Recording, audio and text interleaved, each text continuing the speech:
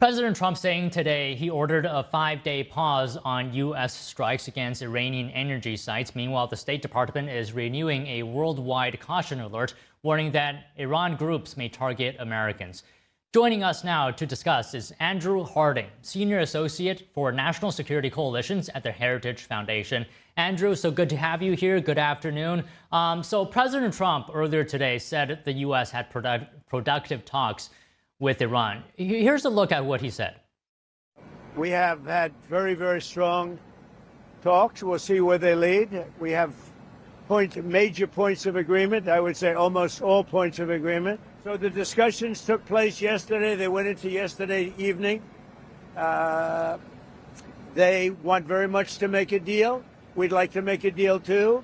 We're going to get together today by probably phone, because it's very hard to find a country. It's very hard for them to get out, I guess.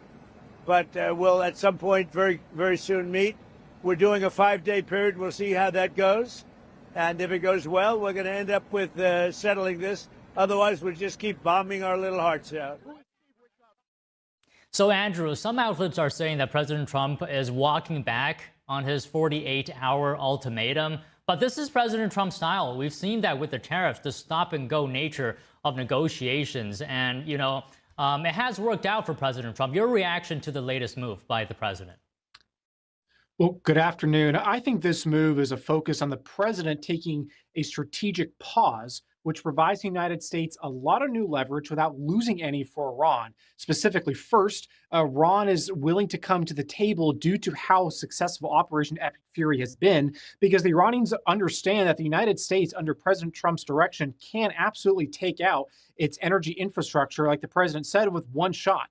That means the Iranians take the United States' threats very seriously, and they're willing to enter in this type of negotiated settlement if that's an acceptable pathway that the president allows. But it shows then that the Iranians are going to be very concerned with what the United States can do, as President Trump may order it. And the president made clear is he can authorize these strikes if he so needs to, and if he believes diplomacy doesn't go down the right path.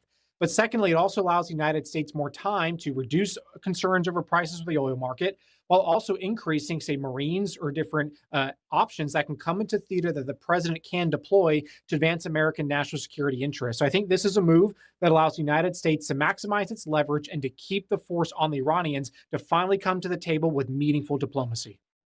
So then, to your point, what is the likelihood that Iran will agree to Trump's terms now compared to before the war started, now that Iran has seen what the U.S. is capable of? So, I mean, in relative terms, is Iran more likely now than before to come to the negotiation table?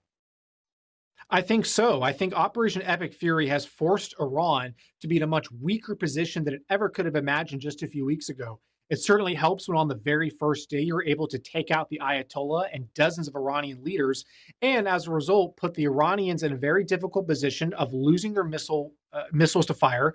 They're having a reduction in the amount of drones they have available. They no longer have a full arsenal of launchers, ultimately having about maybe 70% of that arsenal depleted. And at best, the Iranians can attempt to hold the Strait of Hormuz at risk, which they have some ability to do, but by no means do they have the necessary armed forces to successfully continue that week after week with these continued operations coming from Operation Epic Fury. So I think due to this strike, due to the operation that the president in combination with the Israelis have orchestrated, I think Iran is in a weaker position. The United States is much stronger. And I think that's how we're finally seeing some diplomatic breakthroughs that are actually to the interest of President Trump. Okay, so you're saying Iran is in a weaker position. Let me ask you this, because semi-official Iranian news agency Mir News reported that the Iranian Foreign Ministry said there's no dialogue between Tehran and Washington. But the President Trump says the U.S. did have talks. So, I mean, the obvious conclusion here is that one side is telling the truth, one side is not telling the truth. But if you look at what Iran has done, Andrew, Iran is releasing fake AI videos. It's making false official statements, amplifying, fabricated victories. Remember, it said that it shot down a U.S. fighter jet. So if I were to choose one side to trust, I would trust the U.S.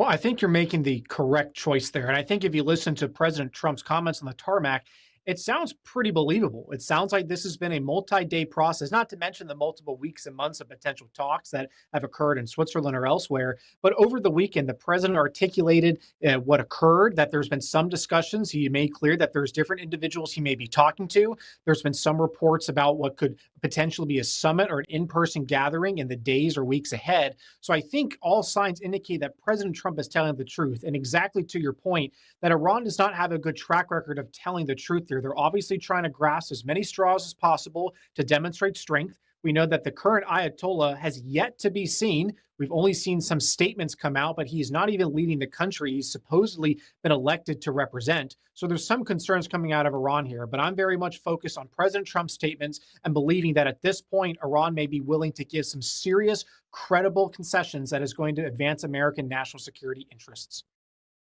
So what does Iran stand to gain by denying President Trump's statement that they're having conversations? I think what they're trying to do is demonstrate some level of strength internally. Certainly, it's fair to say that the regime is not doing a good job in fighting against this war. The United States and Israel, within the first week, sunk most of the Iranian Navy, was able to establish almost complete air superiority, and is freely dropping bombs as need be on identified targets that are either oppressing the Iranian people or pose a threat to the United States, Israel, and the Middle East. And as we've increasingly learned over the weekend, having potential missiles that could hit across Europe.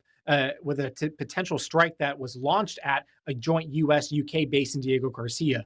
So I think Iran is trying to do everything it can to project confidence at home, but make no mistake, I think President Trump sees through this. He knows that they have no leverage, and this is now the time for the United States to continue the military campaign that squeezes Iran into ultimately giving the necessary concessions that supports American national security interest, and we can see an end to this conflict soon. All right, Andrew, with that, I have another clip here of President Trump speaking about a regime change. Let's take a look.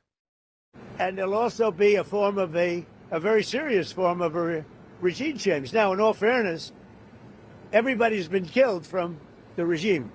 They're really starting off. There's automatically a regime change. But we're dealing with some people that I find to be very reasonable, very solid. The people within know who they are. They're very respected. And maybe one of them will be exactly what we're looking for. Look at Venezuela. Now, Andrew, I could be wrong here, but I believe this is the first time President Trump actually explicitly confirming a regime change. What is your reaction?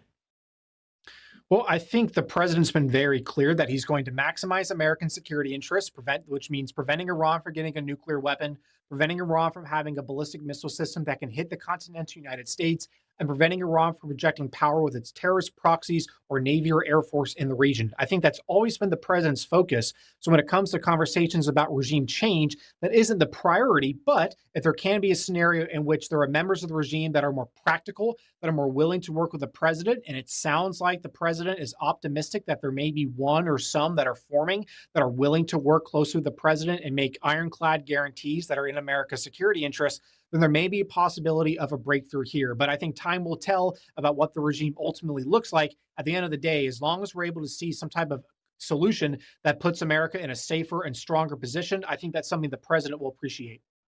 All right, Andrew, I don't want to take up too much of your time. Just one more comment from you on the State Department saying that it is renewing a worldwide caution alert, warning that Iran supporting groups may target Americans.